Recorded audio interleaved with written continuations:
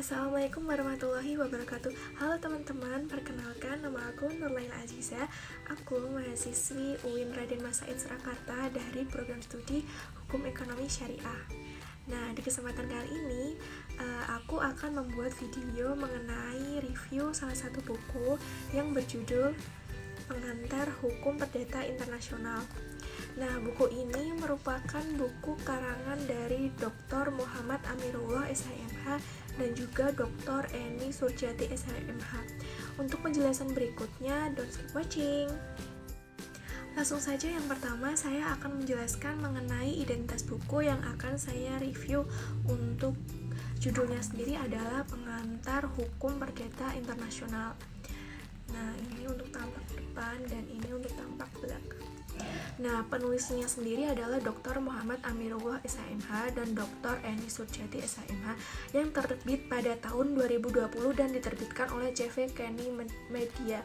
Untuk jumlah halamannya sendiri ada 134 halaman dengan nomor ISBN-nya sendiri itu 9786236628003. Baik, penulisan buku ini dimaksudkan untuk melengkapi sumber bacaan dan mempermudah mahasiswa Fakultas Hukum pada khususnya dan masyarakat pada umumnya dalam memahami mengenai pentingnya hukum perdata internasional atau HPI dengan mengetahui ruang lingkup dan aspek-aspek apa saja yang ada dalam HPI sebagai dasar pengetahuan dalam mempelajari persoalan-persoalan hukum perdata internasional atau HPI. Oke, buku Pengantar Hukum Perdata Internasional ini terdapat 11 bab yang setiap babnya terbagi atas beberapa subbab. Dan bab pertama berisi tentang urgensi mempelajari hukum perdata internasional, pengertian hukum perdata internasional, ruang lingkup hukum perdata internasional, dan sumber-sumber hukum perdata internasional. Hukum perdata internasional sendiri menurut Profesor Mukhtar Kusumaatmadja adalah keseluruhan asas dan kaidah yang mengatur hubungan keperdataan antar subjek HPI yang di dalamnya terdapat unsur asing atau foreign element, dan tanpa adanya unsur asing tersebut, maka suatu peristiwa atau perkara hanyalah merupakan suatu peristiwa perdata nasional. Nah, ruang lingkup hukum perdata internasional terbagi atas 4 macam. Yang pertama adalah hukum pribadi atau law of person. Yang kedua ada hukum harta kekayaan atau law of property. Yang ketiga ada hukum keluarga atau family law. Yang keempat ada hukum waris atau succession. Baik, selanjutnya adalah bab kedua yang berisi mengenai tahapan penyelesaian peristiwa atau perkara HPI yang mana terdapat beberapa bentuk atau tahapan penyelesaiannya yang berdasarkan satu, forum mana yang berwenang memeriksa dan mengadili perkara tersebut. Yang kedua, apakah perkara atau peristiwa tersebut termasuk peristiwa HPI. Yang ketiga, termasuk dalam kualifikasi apa perkara atau peristiwa tersebut.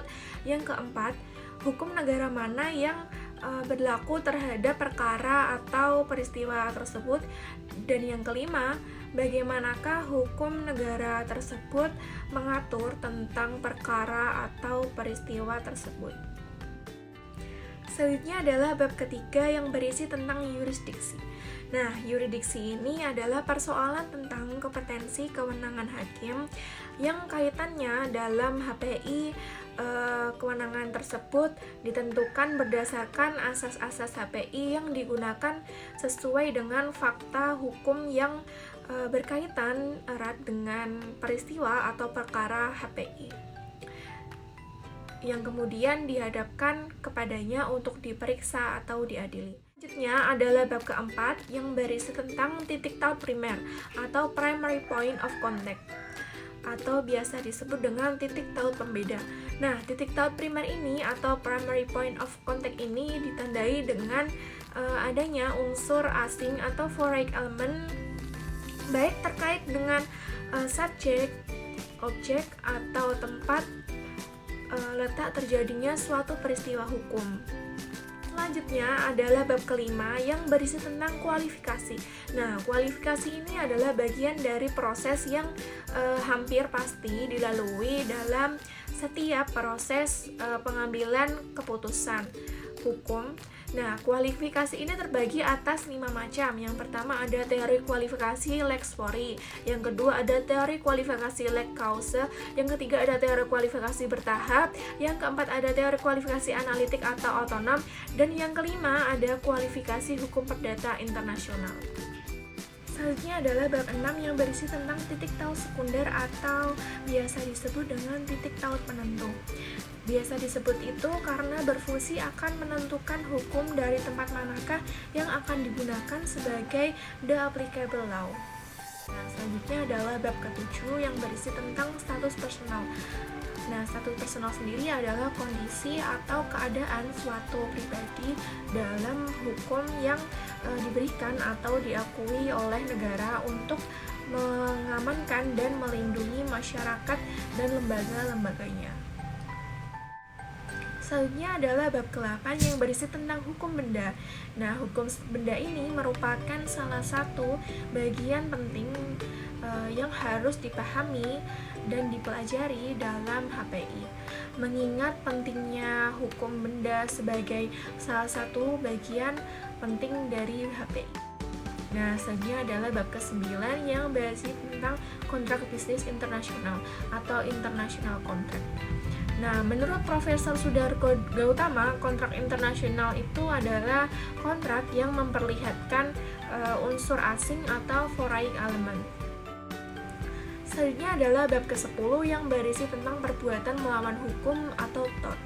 Nah, perbuatan melawan hukum ini merupakan tindakan yang karena sifatnya melawan hukum menimbulkan kerugian pada orang lain dan karena itu menerbitkan hak pada orang lain untuk menuntut ganti rugi atas kerugian yang dideritanya. Selanjutnya adalah yang terakhir atau yang ke-11 berisi tentang beberapa hal terkait hukum acara perdata internasional. Yang pertama ada persoalan pendahuluan atau preliminar topik. Yang kedua ada hak-hak yang diperoleh atau vested right. Yang ketiga ada ketertiban umum atau public order. Yang keempat merupakan penunjukan kembali berlakunya hukum asing atau renvoi. Dan yang kelima ada penyelundupan hukum. Setelah melihat isi dari buku yang saya review, tentunya ada kelebihan dan kekurangan dari buku tersebut. Nah, menurut saya kelebihan dari buku ini adalah secara materi sudah lengkap dan sudah menjelaskan persoalan hukum perdata internasional. Nah, kemudian menggunakan bahasa yang mudah, padat, singkat, jelas, dan mudah dipahami. Walaupun ringkas, tapi di setiap penjelasannya sudah menjelaskan poin-poin penting. Di beberapa babnya terdapat contoh kasus dan cara penyelesaiannya, ukuran fleksibel sehingga mudah dibawa. Selanjutnya adalah kekurangan dari buku ini.